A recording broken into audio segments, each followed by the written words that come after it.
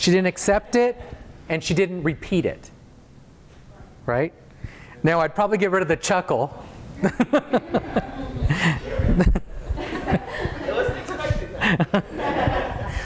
I just thought of it. I had actually planned on asking that question. I realized I hadn't asked anybody the wasted question. Yeah, we talked about that earlier. That was key in that I had already thrown out the premise of wasted water. And again, even if you're refuting, even if she would have, even if the conversation says, no, it's not wasted, then one, it becomes an argument. She said, he said, she said, back and forth. Well, it is wasted. And you don't know what the reporter's going to come back with. And the more that negative term gets out, that's not the lingering term you want there. So, so excellent job.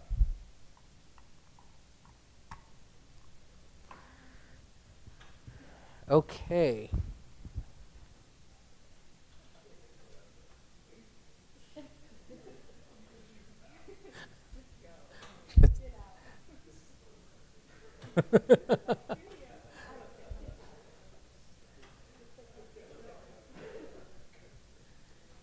All right.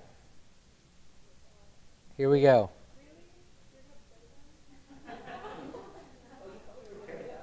Good morning, Matthew. Thank you for coming to Good Day Sacramento. Did you think we were playing it just for fun?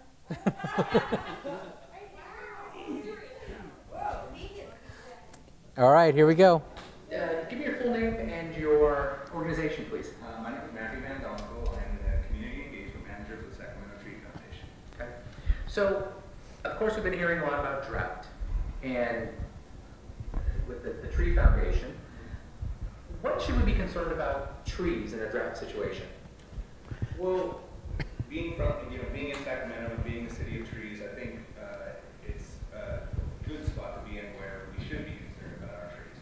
The drought is definitely something that we should all be concerned about, and we should be concerned about saving water. And a lot of people right now are stopping the watering of their lawns, and a lot of those trees that are in their lawns are not getting water as well, and they're becoming stressed, and there can be issues that arise with that.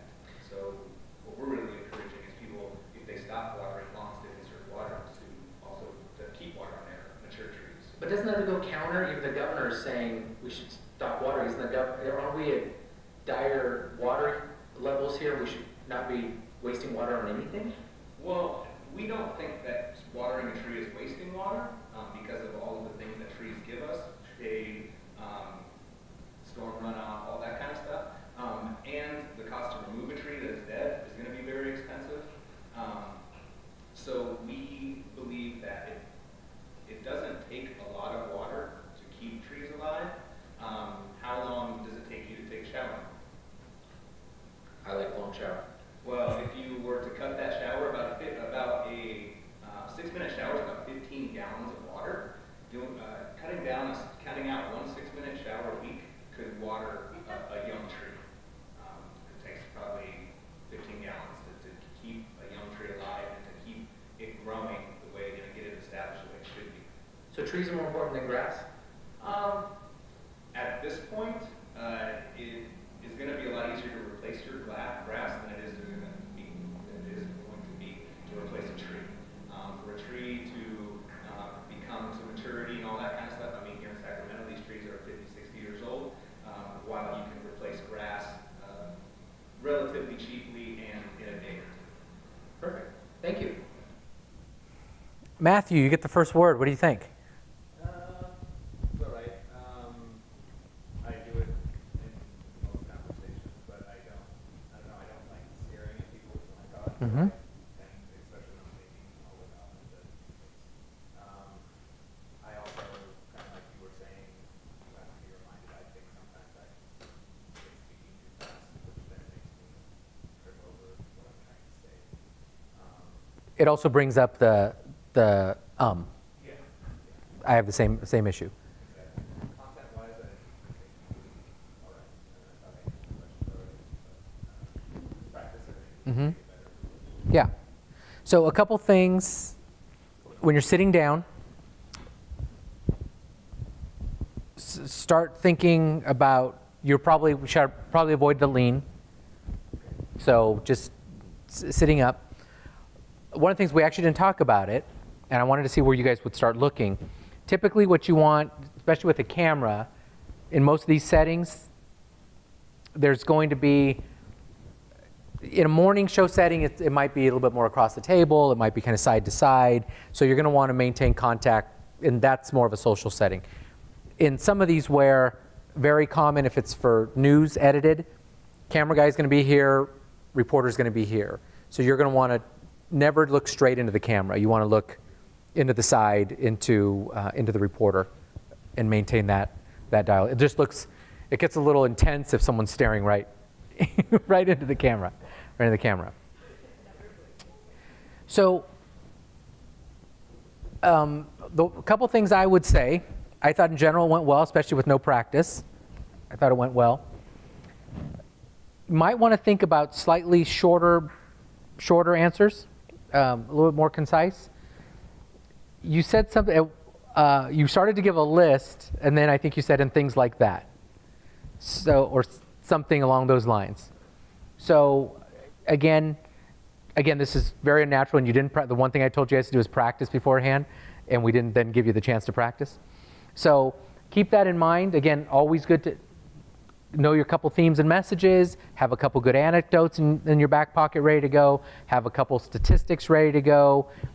If our message is benefit, make sure you're prepared with 2 or 3 benefits that, if you say there's a couple benefits like, make sure you've got those. It's a little natural, we've got you on the spot. Was it easier or harder than you thought? I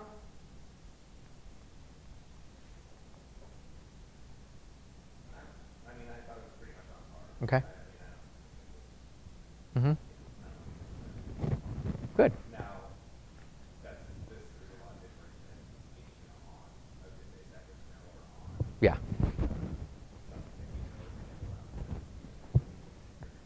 Mm-hmm. And it's a practice, so I mean, there's no harm not being the best at being. Yeah. So that definitely, for me, drops the stress or whatever. Oh, okay. Yeah. Oh, the microphone. Sorry about that. Okay. So here's the reality is just so you all know, the first person who volunteered and got interviewed always gets the easiest critique. Okay. They get tougher as we go. We stopped and started with you, right, Micah? Yeah. Okay. Still Micah Burgess. All right, go ahead. Give me your name and spell that for me, please. Micah Burgess, MAIKAHORJUS. So there's been a lot of discussion about trees in the drought context. Why is a tree so important in your opinion? That's a great question. Way to suck up to the interviewer. So many benefits that trees provide. They really provide immense benefits, both for individual households as well as the community as a whole. To provide. So Micah gives us a good opportunity here.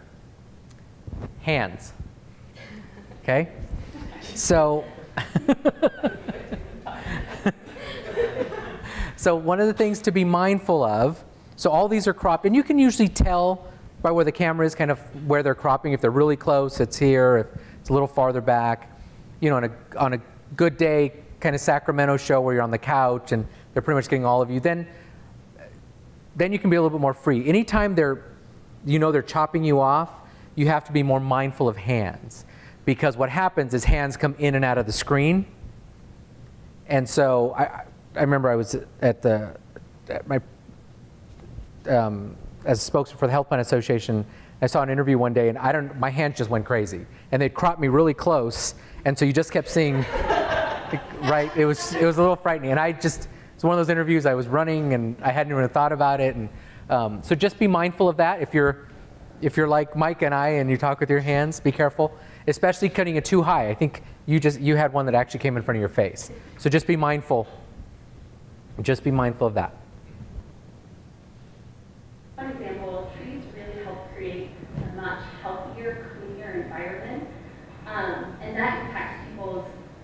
physical health, their mental health, their quality of life in so many ways. So, you think about trees clean the air that we breathe. They actually reduce asthma rates because of that and have other... And do you have studies that show that? Yeah, you can look at a lot of different health studies that have shown the public health benefits of trees. So that's because of things like cleaning the air. Increased shade really helps cool our... The other thing be mindful of is where your eyes go when you're thinking. Some of that you're not going to be able to stop, but just be mindful of it and be mindful not to linger too long. So where did Matthew's eyes go? Up here. Okay. Micah actually goes down when she's thinking. Her eyes look down. So just be mindful of that too. Where are they supposed to go? There's really, that's hard to control. That's really, really hard to control. What you want to just be careful of is understand that, and so long pauses. If you catch yourself really looking off in space for too long, just be mindful of it. It's really hard to control. As much as you can, you want to keep looking at them, but it's a natural tendency. Sometimes some people will tell you that, just be mindful of it. Some people have attributed it to, if you're not telling the truth, then you tend to look away more. And so just be mindful of that. We're not in that setting, so I think we're fine, but just be mindful of it. And no one, I don't think anybody's necessarily doing it to an awkward point. Environments, and encourages people to get out and be active, which is a huge part of living a healthy lifestyle. So, one benefits. In this, where we're supposed to be so conscious of water usage, wouldn't we be better off if we allowed some trees to die and conserve the water? That's a tough question. So one of the natural tendencies we have is, as we're listening to someone, a natural tendency is to be nodding along with them, unconsciously saying, I'm following, I'm tracking, I get what you're saying. This is also the universal sign for yes. Correct? So just be mindful of that. We've done some, we're not necessarily doing, I've done some trainings with folks where we're asking them really tough questions because they're potentially going into a crisis situation or something, and we're asking them horrible questions, and they're going like this the whole time. And so just be mindful of that. For us, it's typically I'm tracking, I'm listening, I'm engaged, I've got what you're saying. Be careful that it also is a universal sign for yes. In general, mature trees are almost always worth the water.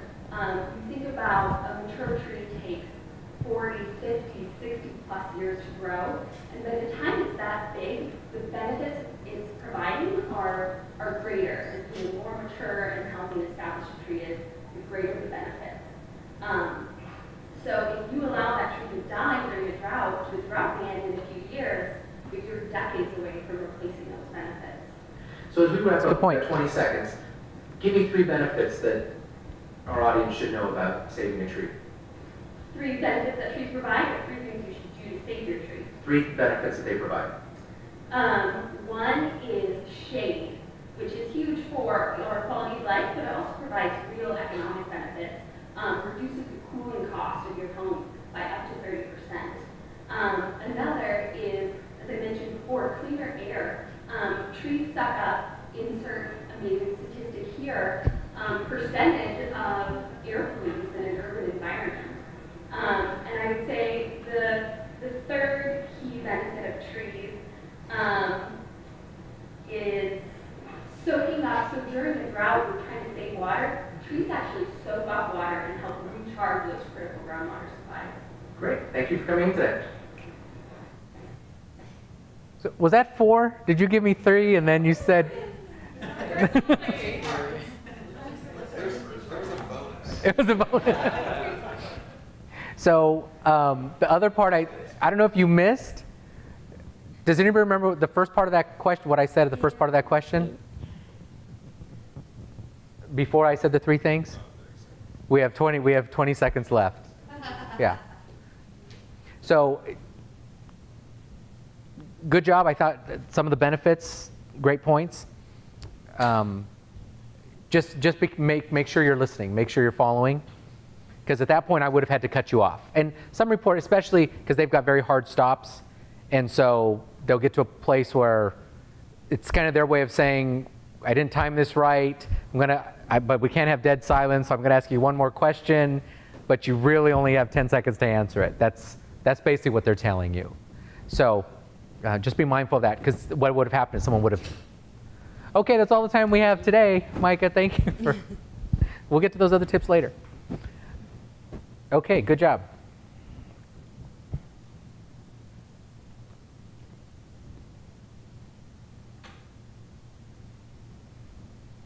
Okay. Go ahead and give me your name and title with organization, please. My name is Uriel Hernandez. I'm an outreach and program coordinator with Canopy. So, as an outreach coordinator, you're working with a lot of people. What are you telling them are the benefits to saving a tree? Well, mostly I reach out to homeowners, people in the community, depending on where they live. Certain neighborhoods that we have a lot more trees, a lot more established trees, where other neighborhoods we're hoping to introduce trees. With the more established neighborhoods, the neighborhoods with more established canopies, we're telling them to sort of keep watering their trees despite this drought. We really don't want to lose an established canopy in these environments. For the neighborhoods we are hoping to bring trees to, we sort of want to reach out and tell them the benefits that we will provide and why they should water the trees and be stewards for these trees as they develop and grow to provide benefits in the future. Can you explain what a tree canopy is? Sure. Canopy is when you have a large number of trees relatively close together. So is canopy widely understood, or is that jargon?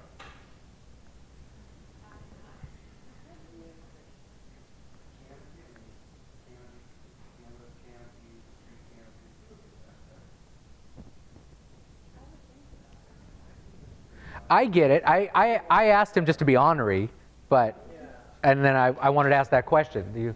I think people outside the free world don't know. We tried to comment arboreal fauna.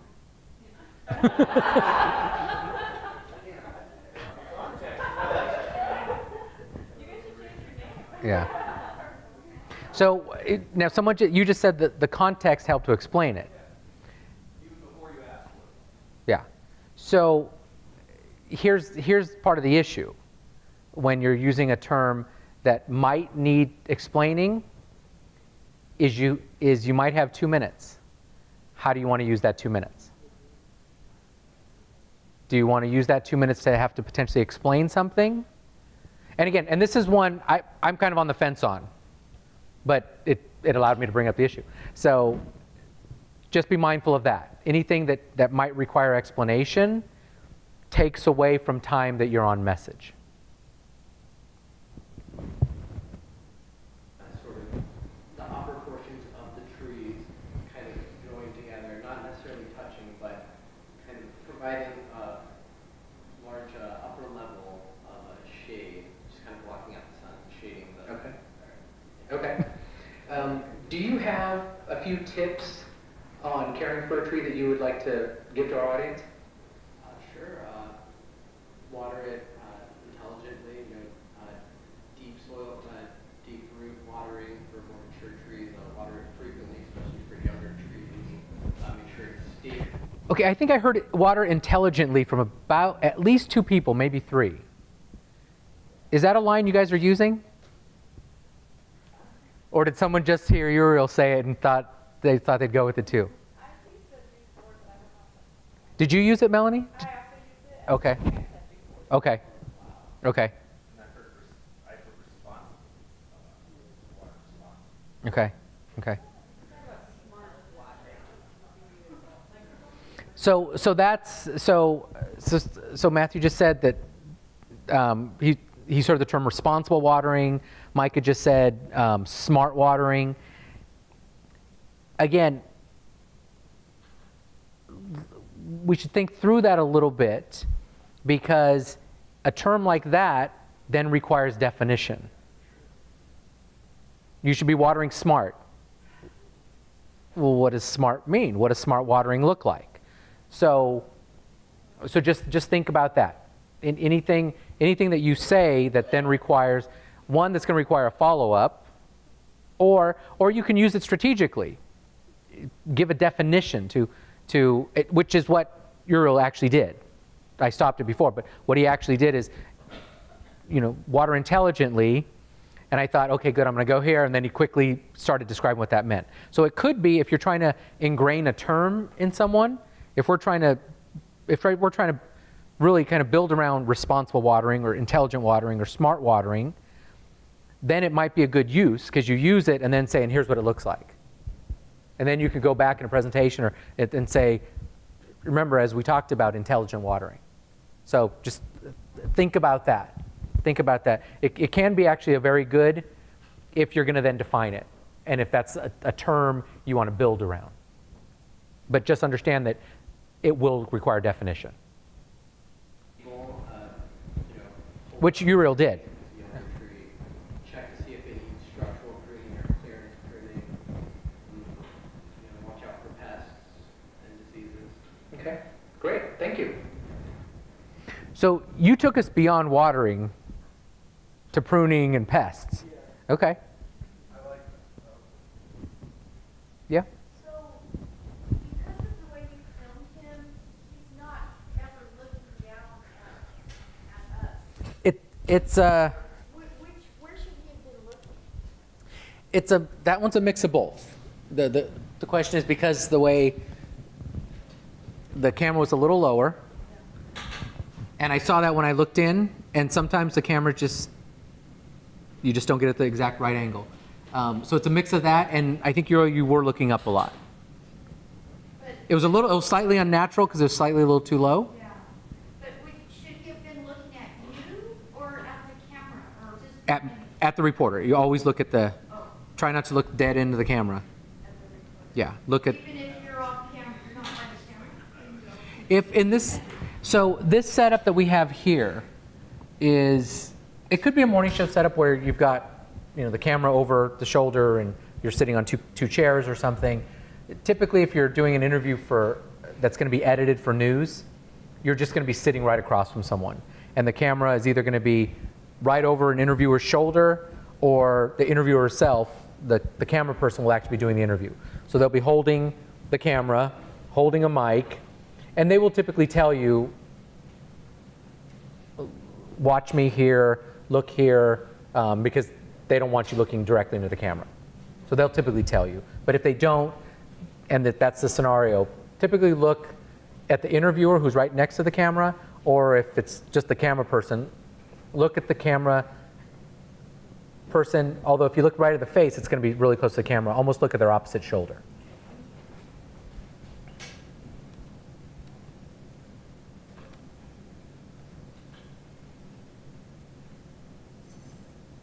Melanie. You said you use intelligent? Did you say All right, intelligent? Melanie, go ahead and give us your full name and spell your name for us, please. Sure, my name is Melanie Berenger. It's spelled Melanie, Berringer.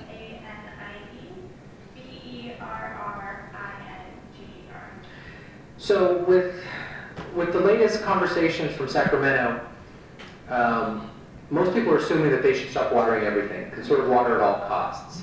Is this really the approach we should be taking? I've heard that belief a lot. We keep hearing that your lawn turns golden brown and everything. But something that's important to keep in mind is that when you let your lawn turn brown, you're letting your trees go dry as well. And while it's important to conserve water at this, Great transitional phrase, but something that's important to keep in mind, right? That's one of the great bridges she got from the question to what her message wanted to be.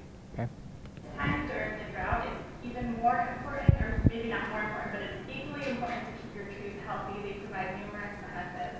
So it's important to intelligently Why did you, let's talk about this for a second. Why did you stop? Why did you catch yourself on more important? I'm trying to remember what I was saying before it. I'm Let's back it distracted up. by my face in that. You, They provide numerous benefits. So it's important to intelligently water your trees throughout the drought. So you said trees bring benefits. What are those benefits? It's pretty difficult to just choose a couple. I don't think you went far back enough. yeah, Even more important, or maybe not more. there we go. And while it's important to conserve water at this time during the Oh. drought, it's even more important, or maybe not more important, but it's equally important to keep your trees healthy. They provide numerous benefits. So I changed it to equally important rather than more important because I didn't want to make it seem like it's trees versus water conservation. I wanted it to be apparent that you could do both. Okay. Does that sound right? Yeah. Do we want, so do we want to avoid that? We're more important than them, trees are more important than, We're trying to be careful. okay? That's why you save water and Save water and trees. Okay? Okay. Okay. Okay. What if the question was slightly different? What if it was plants or grass versus trees? Two different things. Grass is, trees are not grass, it's whole plants. Other trees aren't. So, grass is a perennial and it doesn't have the same biological needs. Okay. So a grass doesn't have the same biological needs, can be replaced. Are we okay? Are we okay? So we're trying, with the water conservation, we're trying to do a parallel, conserve water while saving trees, okay? But are we concerned with the parallel saving, or are we comfortable with trees are more important than grass and plants? Yes? Grass doesn't reduce your energy costs, it doesn't sequester carbon at the same rate. There's actually, I would say, among people that do this, for a living or are real familiar with the issue, grass is a problem in California. And I think most people at Grass, this table would yeah. be acknowledging.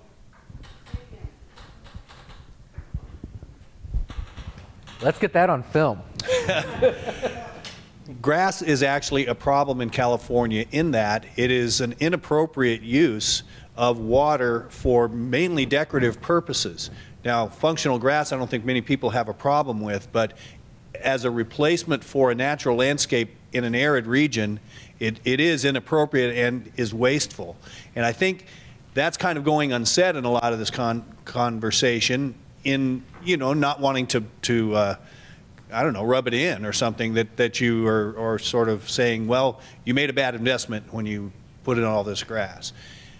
But it is maybe a side benefit to actually demonstrating the inappropriateness of turf on the scale that it's used in California. Mm-hmm. And just to add to that, there's a couple things. There's number one, just reducing the total amount of turf. The other thing is moving to warm season turf instead of cool season. We've got East Coast grass here for the most part, so it takes way more water. But the other thing that we keep talking about here is the drought. And then I'm glad you mentioned the arid region, because besides just the fact that we are an arid area that shouldn't have had this kind of grass, this drought climate is changing, so this isn't necessarily going to go away. We might have El Nino, but we're still going to have problems with snowpack, et cetera, which means we're going to have a problem with lack of water for a while. Mm-hmm. And more droughts. Yeah, more extreme weather events. Well, I mean, droughts are part of the cycle. Right. Okay. Because what I've been hearing a little bit is a little bit of dancing around it. Around drought? Around, no, not, I hear, I get that you're parallel with conserve water, save trees. I've been getting a little bit of dancing around where we stand on plants and grass. This is, now I'm clear, but before I wasn't exactly clear on us versus them. Mm-hmm.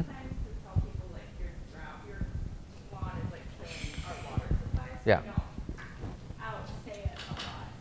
I think you could also focus on the investment, the long-term investment you have in trees, and how, I think a few of you did say that, you know, it might take 40, 50, 60 years to replace the benefits that are offered by this mature tree, whereas, you know, the shrubs in the landscape or the turf in the landscape can be replaced in a couple of years. And let me just say, let us welcome Katie Danielson, who is a board member with the California Relief and works for both the Tree Land Farms. So, Hi. But you know, but it is a decision that that maybe there should be some more consistency on, is how aggressive to talk about other things that are getting other. the thing is that we haven't concentrated on it so much because the governor's office, or let's say Save Our Water, has been very clear that they want people to let their lawns die. That's why we're in this situation to begin with. And we haven't argued with it. We're just saying, when you let it go, save the trees. Okay. In Southern California, sorry.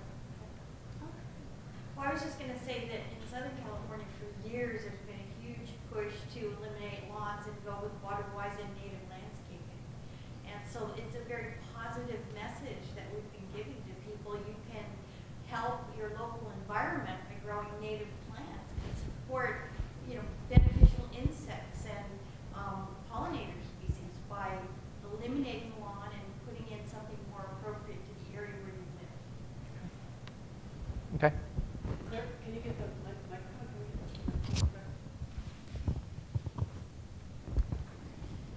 Thanks. I was just going to say something similar. We say that, you know, grass is 90% water with zero habitat value and requires pesticides and fertilizers, which are detrimental to water quality.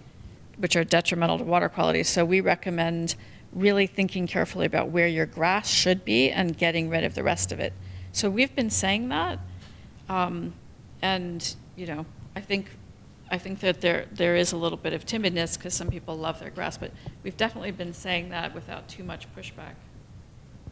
Okay. Also, you could have a big tree. It's going to naturally keep your grass alive. I finally realized that recently, that the houses that have these big trees, their lawns, some of them are just still alive. They're doing the minimum watering, but they have nice shade. So, like, the trees just are the priority because they have bigger benefits.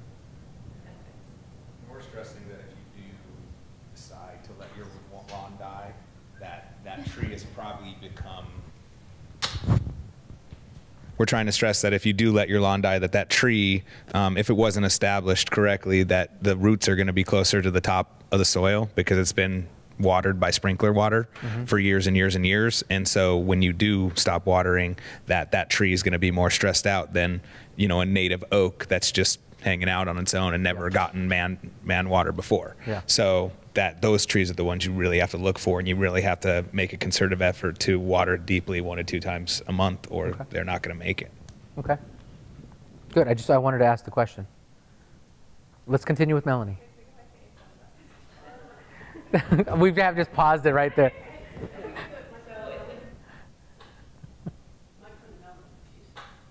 Oh, okay. Intelligently water your trees throughout the drought. So you said trees bring benefits. What are those benefits?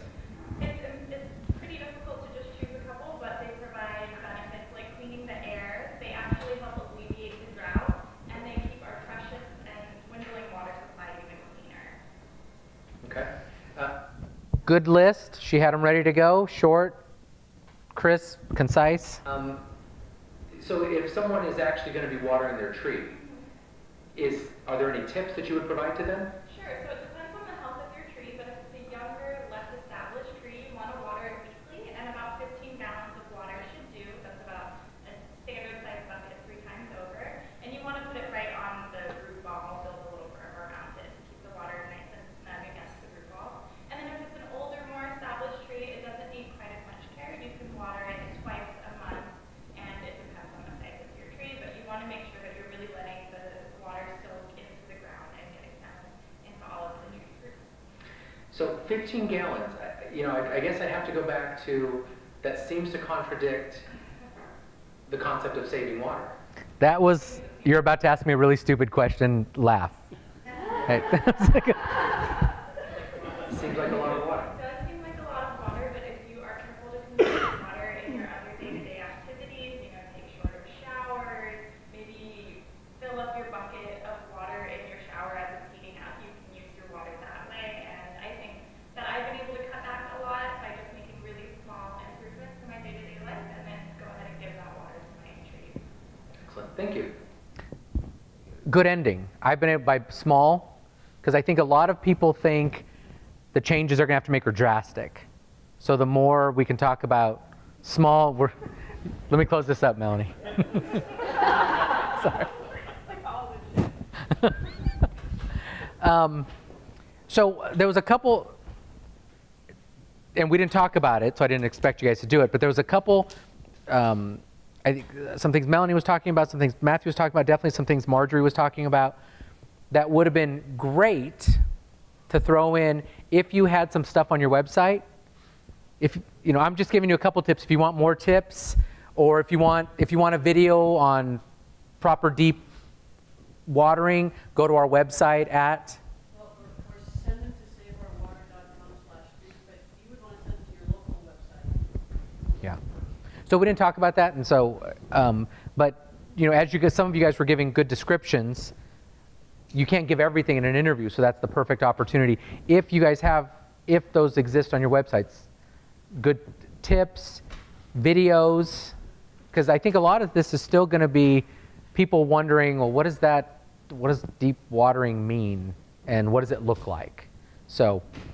Can I just say one comparison that I find kind of an interesting one is the 15 gallons weekly. Or a couple of times a week. It takes about 15 gallons to water a young tree, and you can do that a couple times a week.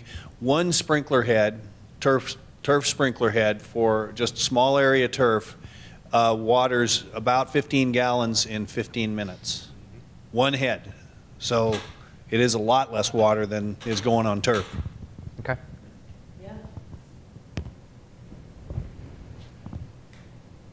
Here we go.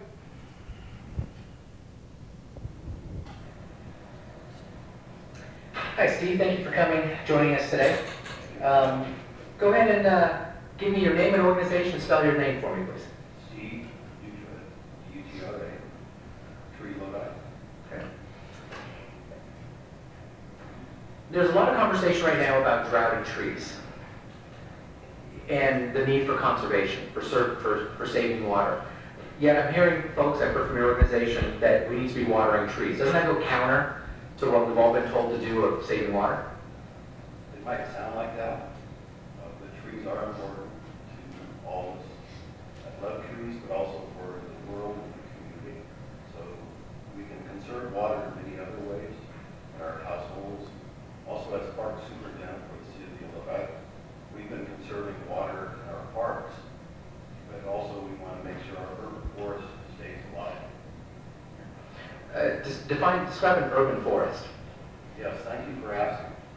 Some of us know our urban forest as a collection of trees, but also it can be trees in parks, it can be trees in our parking lot.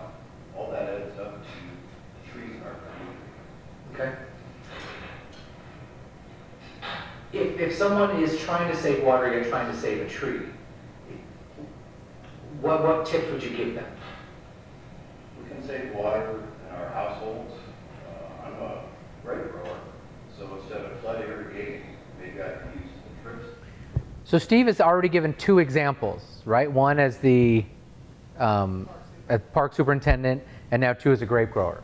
So that's good. So it's personal. He's personalized it, given good examples, right? I instantly see a picture of him and his grapes. That's one way to conserve water and life.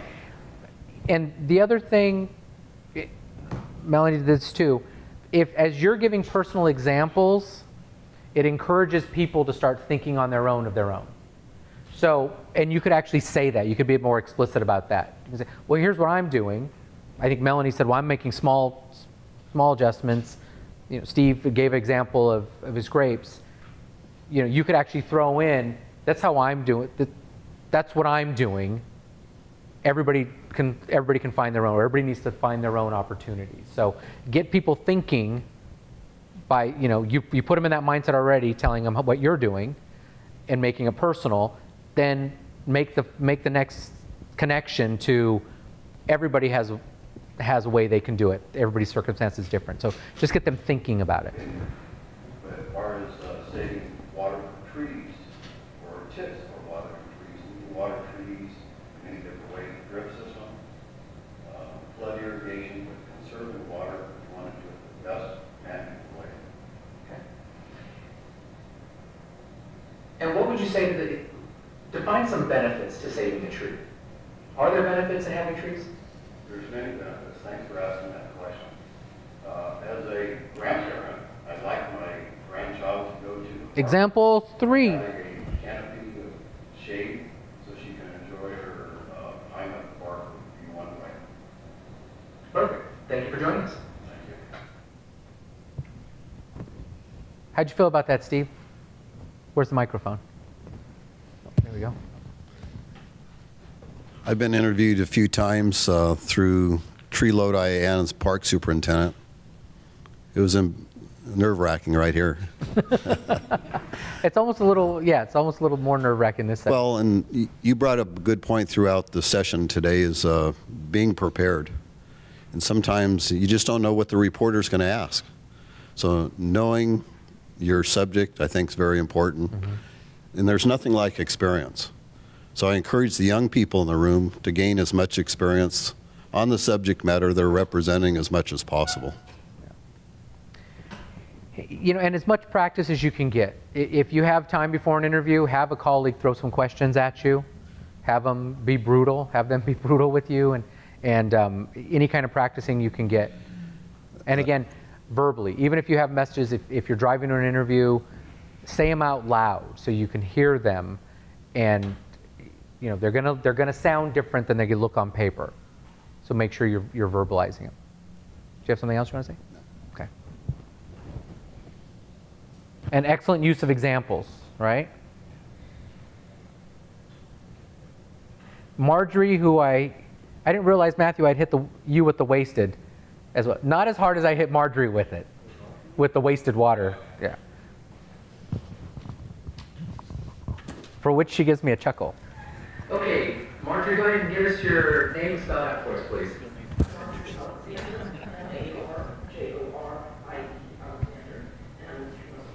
Okay. And you've heard something out of Sacramento, you've heard the conversation that we really need to be conserving water at all costs.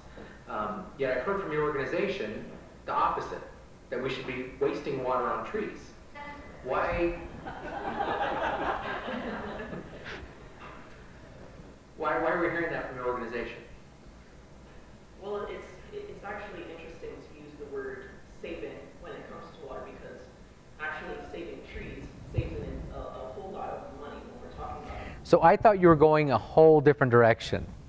When you said it's interesting, I thought you were going to say it's interesting to say wasted, and then I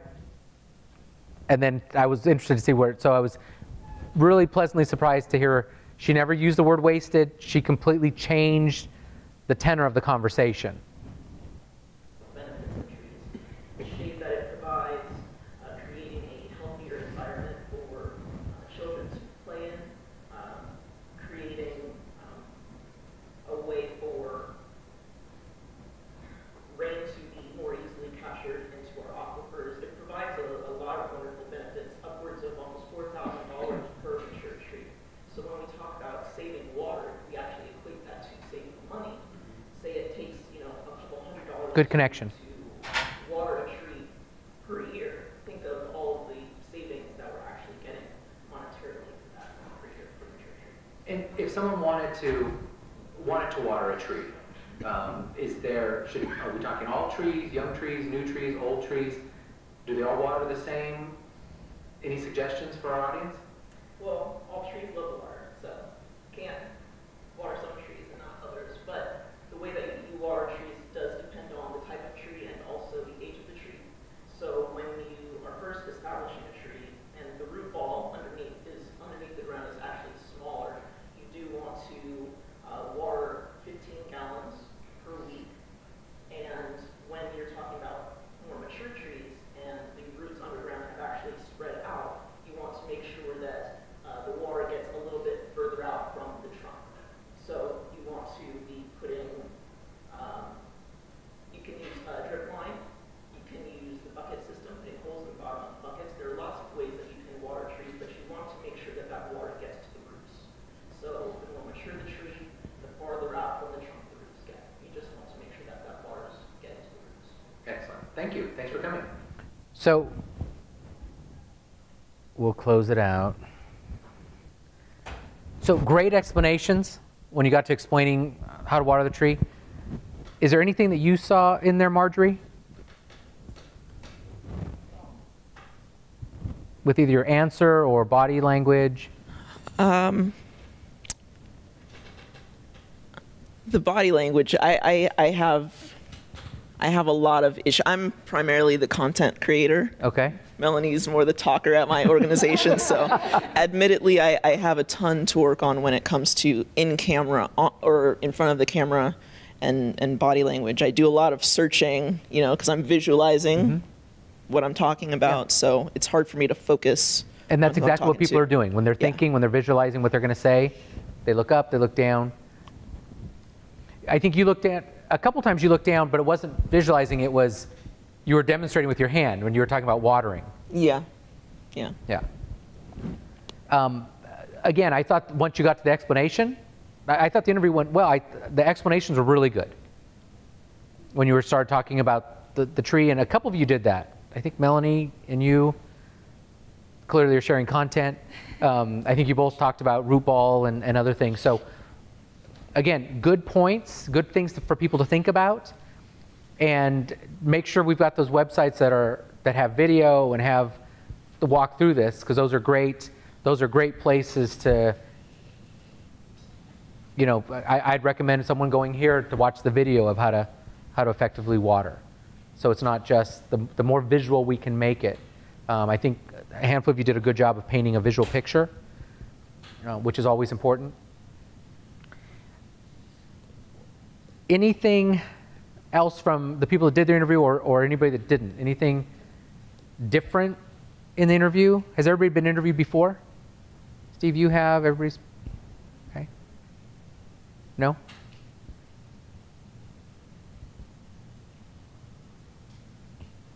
One thing we haven't talked about, but I was experienced, and I've had a similar course on this.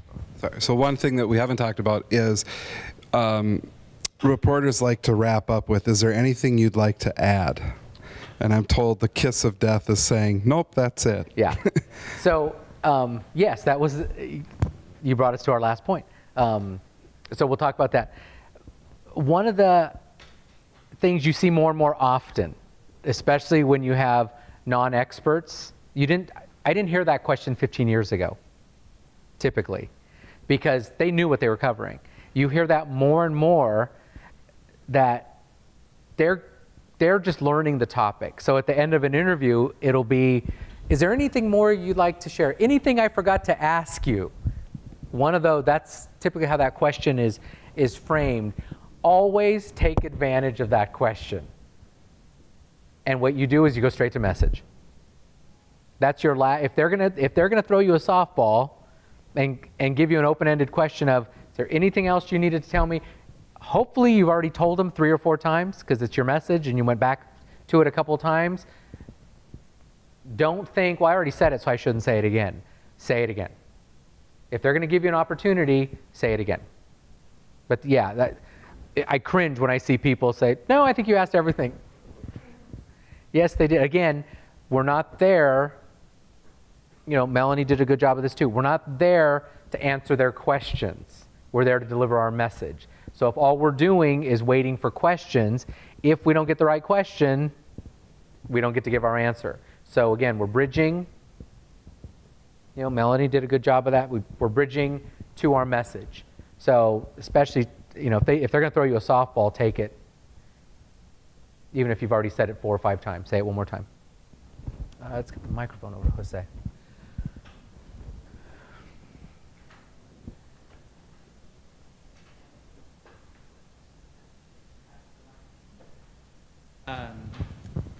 Yeah, it was something that I had to practice and get comfortable with, is at the end to loop back to whatever your messaging platforms are. So that was the point, to like, and go to our website or go to our Instagram or go to our Twitter, whichever one you want people to go with.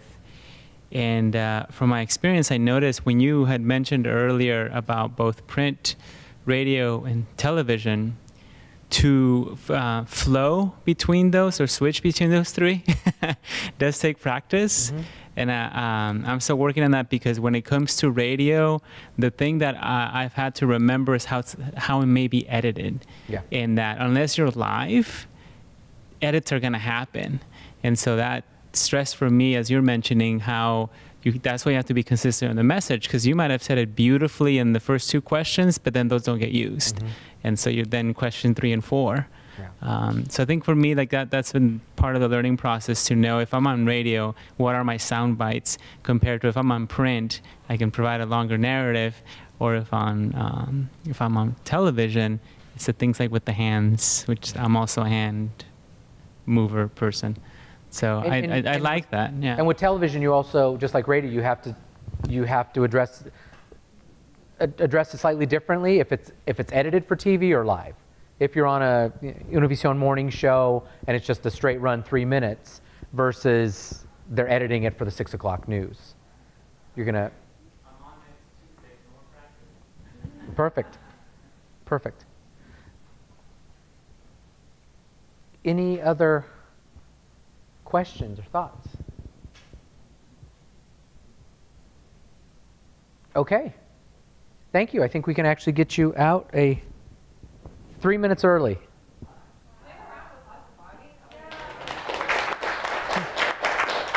Thanks. And just remember, practice, and practice with a partner as much as you can.